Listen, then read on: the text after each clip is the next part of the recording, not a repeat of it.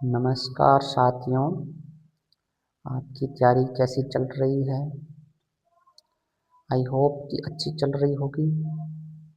आज हम चर्चा कर रहे हैं हिंदी विषय, हिंदी व्याकरण के बारे में कि उसका किस तरह से आप अध्ययन कर रहे हो, कौन कौन से कंटेंट यूज कर रहे हो, उसके बारे में थोड़ी बातें करते हैं।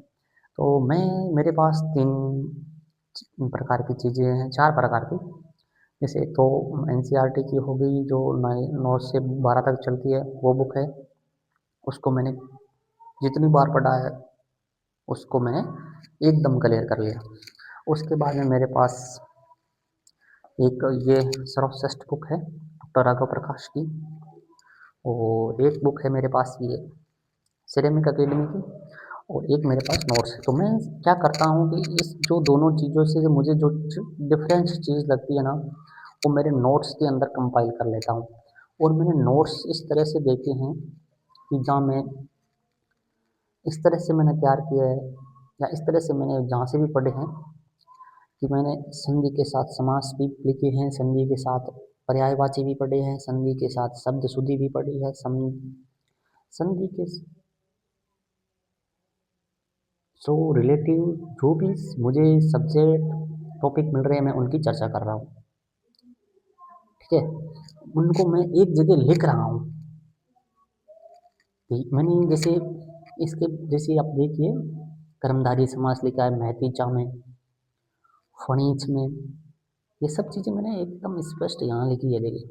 और कोई मुझे अच्छे शब्द मिलते हैं तो मैंने उनको भी लिखा है, जैसे ये अंत समाप्त होता है, अंत के अंतिम होता है, इनके बारे में लिखा है।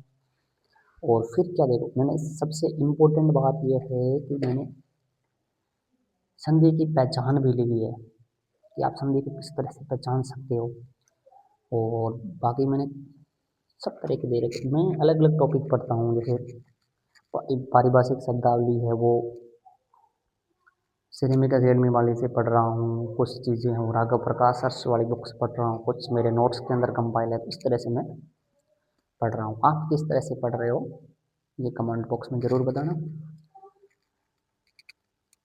बहुत अच्छे तरीके से लिखे मैंने, बहुत अच्छी तरीके से।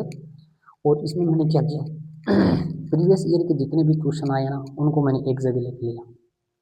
जितने भी RAS PSI लेक्चरर में जो व्याकरण के क्वेश्चन आते हैं, सेकंड ग्रेड के अंदर आते हैं, उन सारे क्वेश्चनों को मैंने एक जगह कंपाइल किया। उससे फ़ायदा ये होता है कि मुझे हर चीज़ हिंदी से रिलेटेड हर चीज़, और मैंने महत्वपूर्ण क्या फैक्ट देखा इसमें, देखिए ये लिखा मैंने कुछ चीज़ें, देखिए आप, मैं आपको बता रहा हूँ। ये जैसे ये किस किस में कौन से RAS में आया है, RAS 2023 में, ये चीज़ें मैंने यहाँ लिखी है। तो उससे क्या होता है, हर चीज़ अपने ध्यान में रहती है। ये मैंने पर्यायवाची लिखे हैं इस तरह से, जो इम्पोर्टेंट है वो लिखे, ठीक है ना, तो मैंने एकदम क्लियर याद हो सके, इस तरह से मैं पढ़ रहा हूँ। आप किस तरह से पढ़ रहे हो कमेंट बॉक्स में ज़रूर बताइए।